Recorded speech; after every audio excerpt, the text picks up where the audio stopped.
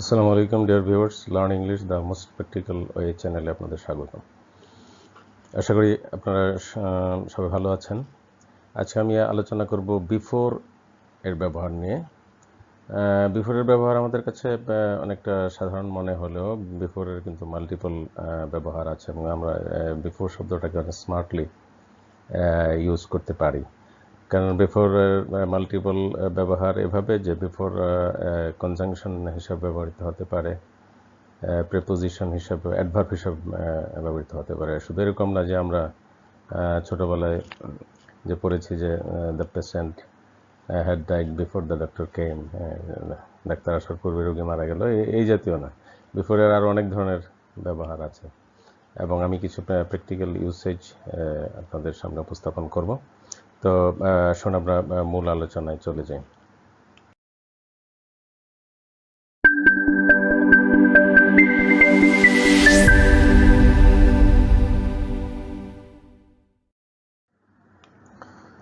প্রথমেই before as an adverb হিসাবে বিফোরের ব্যবহার আমরা দেখব, যেখানে আমরা ব্যবহার করি এক্সপ্রেশনে যখন at any time before now and at any time before then, now and then, এবং সেটা আমরা বিফোরকে ব্যবহার করতে পারি any time before now.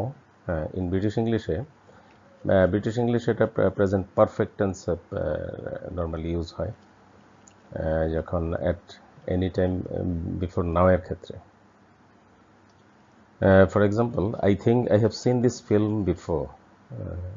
I think I have seen this film before. আমি আমার মনে হচ্ছে যে আমি এই ছবিটা আগে দেখেছি মনে হচ্ছে। Have you ever been here before, যে তুমি কি কখনো এখানে পূর্বে এসেছো? Have you ever been here before. তাহলে আমরা দেখছি এখানে any time before now, I think this is now, this হচ্ছে আমি এখন ভাবছি, আমি এখন ভাবছি, হেয়ার বিফোর যে এবার। তারপরে এখানে have you ever been here before, আমি বর্তমানে যে বর্তমান থেকে মানে এখন থেকে আমি এখানে কখনো এসেছি কিনা, আমার এক্সপ্রেশনটা কিন্তু প্রেজেন্টে।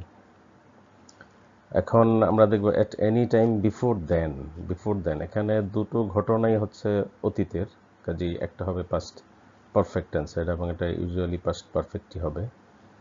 For example, she realized that she had seen him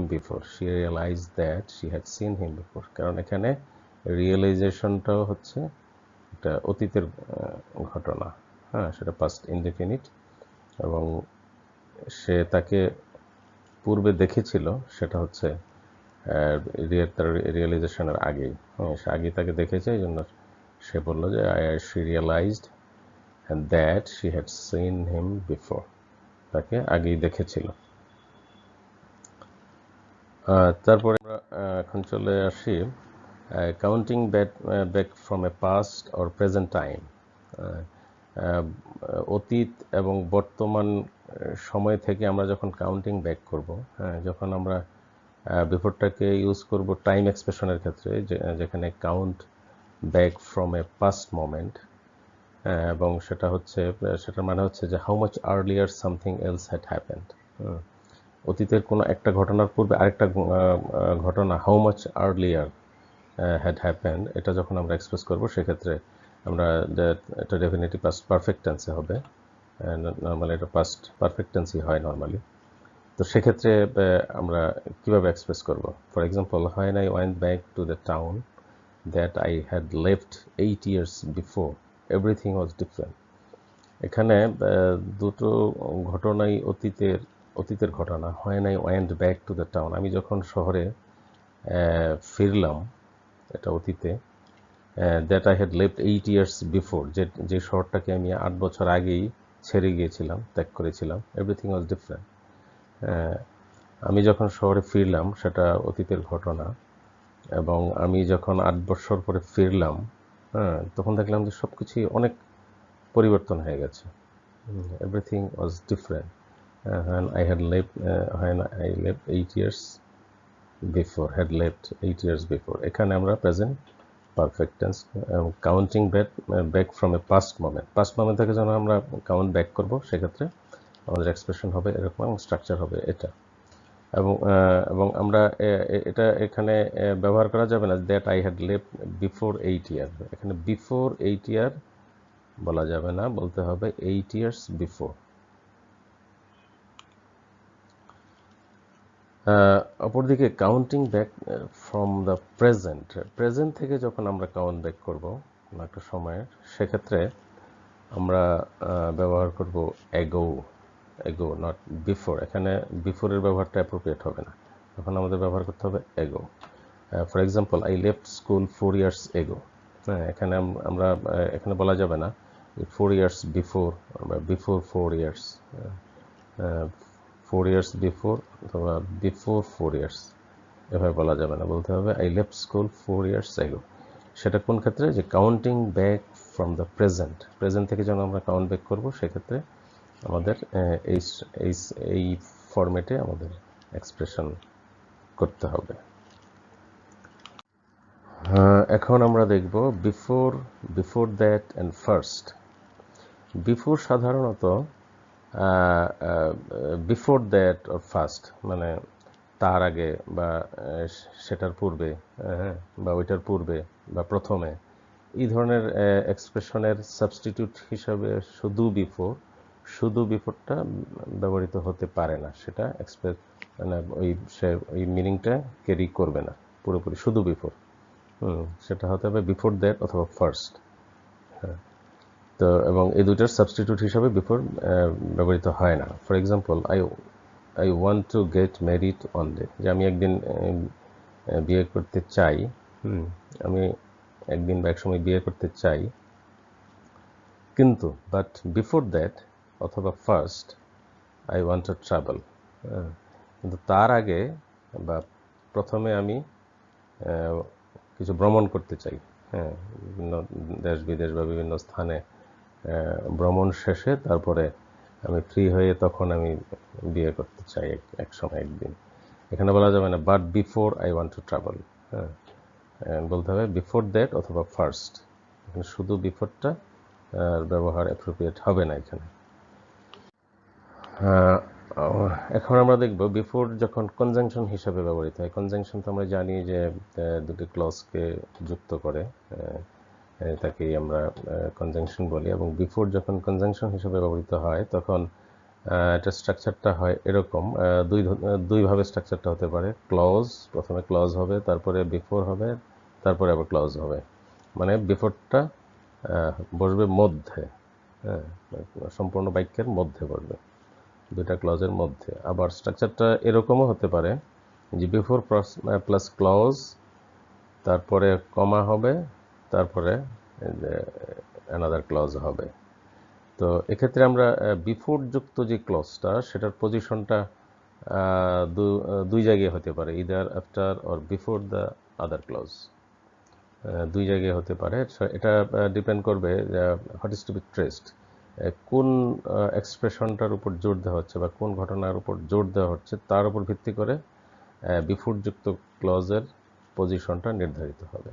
তো for example, I always feed the cat before I have breakfast, যে আমি সবসময় বিড়ালটিকে খাওয়াই কিসের পূর্বে, before I have breakfast, before I have breakfast. এখানে আমরা এটা যদি এভাবে বলি যে বিফোর যুক্ত ক্লজটাকে যদি আগে নিয়ে আসি, তাহলে আমরা কীভাবে বলবো, before I have breakfast I always feed the cat. এখানে আমরা দেখছি যে আসলে মিনিং কিন্তু সিমিলার, মিনিং একই, কিন্তু এখানে দ্বিতীয় বাক্যটাকে আমরা দেখি যে বিফোর যুক্ত যে ক্লজ, এটা যখন প্রথমে বসবে তারপরে একটা কমা বসবে। এখানে মিনিং সিমিলার, এখানে কিন্তু আমরা স্ট্রাকচারের ক্ষেত্রে একটু ভিন্নতা দেখি এখানে।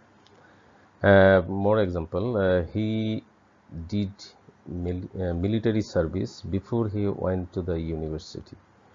হ্যাঁ, he did military service first, এখানে সে মিলিটারি সার্ভিসটা সে প্রথমে করেছিল, সার্ভিস দিয়েছিল, হ্যাঁ, before he went to university, university যাওয়ার আগে। আবার এই বিফোর যুক্ত ক্লজ যখন আগে বসাবো, before he did military service he went to university. হ্যাঁ, he went to university first, এখানে মিন করছে যে he went to university first. হ্যাঁ, তো এইভাবে what is to be traced এটার উপর ডিপেন্ড করে ক্লজটা বিপর্যুক্ত ক্লজ আগে বা পরে বসবে। হ্যাঁ, এখন আমরা দেখব যে present tense with future meaning, এই ধরনের এক্সপ্রেশনে ফিউচার যখন মিনিং হবে প্রেজেন্ট টেন্সে, সেক্ষেত্রে যখন বিফোর ব্যবহার হবে, বিফোরযুক্ত ক্লজ তখন কি হবে সেটা আমরা সবসময় প্রেজেন্ট ফর্মে হবে যদি মিনিংটা ফিউচার হয়। For example, I will telephone you before I come. এখানে হচ্ছে আমি তোমাকে ফোন করব আমার আসার পূর্বে। হ্যাঁ, আমার আসার আগে আমি তোমাকে ফোন করব। আমার আসার আগে, যে আমি আসার আগে তোমাকে ফোন করব। এখানে আমরা এভাবে বলতে পারবো যে বিফোর আই উইল কাম। হ্যাঁ, এখানে বলতে পারবো না যে আই উইল কাম, এখানে প্রেজেন্ট ফর্মে বলতে হবে যখন present tense with future meaning, এই ধরনের সিচুয়েশনে। এখন আমরা দেখব পারফেক্ট টেন্সের ক্ষেত্রে বিফোরের ব্যবহার, বিফোরযুক্ত যে ক্লজ সেটা পারফেক্ট টেন্সের ক্ষেত্রে কীভাবে ব্যবহৃত হবে সেটা আমরা সাধারণত প্রেজেন্ট পারফেক্ট এবং পাস্ট পারফেক্ট এই দুই ক্ষেত্রে আমরা ব্যবহার করি, এবং সেটা এমফেসিস দেওয়ার জন্য, আইডিয়া অফ কমপ্লিশনকে এমফেসিস করার ক্ষেত্রে আমরা বিফোরযুক্ত ক্লজ ব্যবহার করি পারফেক্ট টেন্সের ক্ষেত্রে, প্রেজেন্ট এবং পাস্ট সেক্ষেত্রে। For example, you can not go home before I have sign the letters, যে তুমি বাড়ি যেতে পারবে না আমি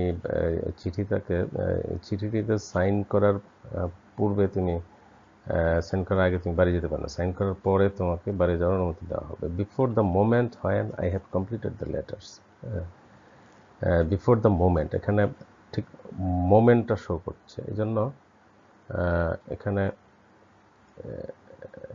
এক্সপ্রেশনটা এরকম হচ্ছে যে before I have completed the letters.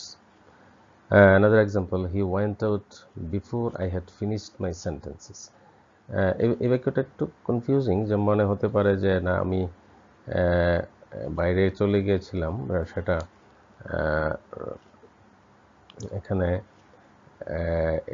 এই বাক্যে যেমন পাস্ট পারফেক্ট টেন্স এখানে রেফার করতে পারে to a time later than the action of the main verb, কিন্তু যেহেতু মোমেন্টকে বলা হচ্ছে যে সে কিন্তু ফিনিশ করা এবং তার বের হয়ে যাওয়া ঠিক একই মোমেন্টে ছিল, এবং তার ফিনিশটা ছিল ঠিক আগে, ঠিক একই মোমেন্টে সে বের হয়ে গিয়েছিল, এই জন্য এটা বিফোরযুক্ত ক্লজে পাস্ট পারফেক্ট হয়েছে এখানে। এখন আমরা দেখব যে অ্যাজ এ প্রিপোজিশন বিফোরের ব্যবহার, before and in front of, হ্যাঁ, অ্যাজ এ প্রিপোজিশন। এখানে বিফোর হবে টাইমের ক্ষেত্রে এবং ইন ফ্রন্ট অফ হবে প্লেসের ক্ষেত্রে। তো এখানে আমরা কম্পেয়ার করি, for example, I must move my car before 9 o'clock, যে আমার গাড়ি আমি ছাড়বো বা চালু করবো যে বিফোর 9 o'clock, 9টার আগেই। It is park in front of the post office, এবং সেটা পার্ক করা হয়েছে কোথায়? পোস্ট অফিসের সামনে। এখানে বলা যাবে না যে বিফোর দ্য পোস্ট অফিস, হ্যাঁ, বিফোর টাইমের ক্ষেত্রে আমরা ব্যবহার করলাম বিফোর, কিন্তু প্লেসের ক্ষেত্রে আমরা ব্যবহার করলাম কি in front of the post office, কিন্তু সময়ের আগে বিফোর। এখানে বিফোর সাধারণত আমরা টাইমের ক্ষেত্রেই রেফার করি, কিন্তু প্লেসের ক্ষেত্রে খুব কম ক্ষেত্রেই সেটার ব্যবহার হয়, সাধারণত টাইমের ক্ষেত্রে হয়। এখন আমরা দেখব আরও কিছু ব্যবহার বিফোরের, যেখানে এই ব্যবহারগুলি আমরা প্রায়ই করি, এবং রিটেন এবং স্পোকেন ইংলিশে এই ব্যবহারগুলি আমরা স্মার্টলি ব্যবহার করতে পারি।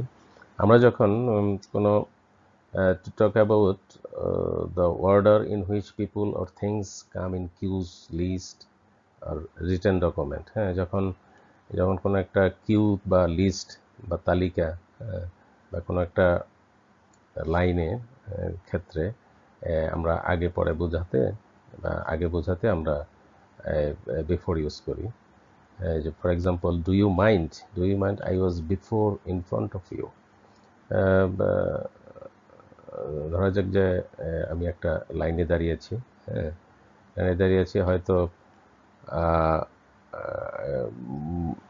এর মাঝে হয়তো অন্য কোথাও গেলাম কোনো একটা কাজে বা ওয়াশরুমে, যাই হোক, আবার আসার পরে আমরা মানে তখন আমি বললাম যে do you mind I was before in front of you, যে আমি আপনার সামনেই ছিলাম, একটা কাজে হয়তো অন্য জায়গায় গিয়েছি, এখন আমি কিন্তু আপনার সামনে ছিলাম, do you mind. Another example, her name comes before 9 in the alphabet. Her name comes before mine in the alphabet. অ্যালফাবেটে তার নামটা মানে আমার নামের অ্যালফাবেটিক্যালি যখন নাম সাজানো হলো, সে কারণে নামের স্পেলিংয়ের কারণে অ্যালফাবেটিক্যালি আমার নামের পূর্বেই তার নামটা চলে আসলো। we use a before a consonant and before a vowel. যে আমরা ভাওয়েলে কনসোনেন্টের পূর্বে এ বসাই, হ্যাঁ, এখানে কনসোনেন্টের পূর্বে বোঝাতে, এবং অ্যান্ড বিফোর এ ভাওয়েলের ঠিক আগে, এবং কনসোনেন্টের ঠিক আগে এ, ভাওয়েলের ঠিক আগে and. Another use to mean in the presence of somebody important, মানে গুরুত্বপূর্ণ কোনো লোকের সামনে যখন আমরা উপস্থিত হই, সেক্ষেত্রে আমরা বিফোর ইউজ করি। For example, I came up before the magistrates for dangerous driving last week, যে গত সপ্তাহে আমি খুব দ্রুত গতিতে ড্রাইভ করেছিলাম, যেটা স্পিড লিমিট হয়তো অতিক্রম করেছিল, এজন্য আমাকে ম্যাজিস্ট্রেটের সামনে হাজিরা দিতে হয়েছে, জবাবদিহি করতে হয়েছে, হয়তো তার নামে কেস হয়েছে, এই জন্য I came up before the magistrate. ম্যাজিস্ট্রেটের সামনে, এখানে বিফোর বলতে সে ম্যাজিস্ট্রেটের কাছে তাকে হাজিরা দিতে হয়েছে বা তার সামনে আসতে হয়েছে। আরও কিছু এক্সপ্রেশনে আমরা ইউজ করতে পারি before. In the expressions right before one size, কারো চোখের সামনে, ঠিক চোখের সামনে কোনো একটা ঘটনা ঘটলো, বা before on very eyes, before one's very eyes, right before one's eyes, before one's very eyes, চোখের সামনে, একেবারে ঠিক আমার চোখের সামনে বা একেবারে চোখের সামনে, এই ধরনের এক্সপ্রেশন বোঝাতে আমরা বিফোর ইউজ করি। তো এই ছিল মোটামুটি বিফোরের ব্যবহার। এটা অতটা জটিল না, আশা করি বিফোরের যত ধরনের ব্যবহার হয় রিটেন এবং স্পোকেন ইংলিশে, আশা করি আপনাদেরকে কিছুটা হলেও ধারণা দিতে পেরেছি। তো আমাকে সঙ্গ দেওয়ার জন্য আপনাদের ধন্যবাদ। পরবর্তীতে অন্য কোনো লেসন নিয়ে আপনাদের সামনে হাজির হব। সে পর্যন্ত আল্লাহ হাফেজ, আসসালামু আলাইকুম।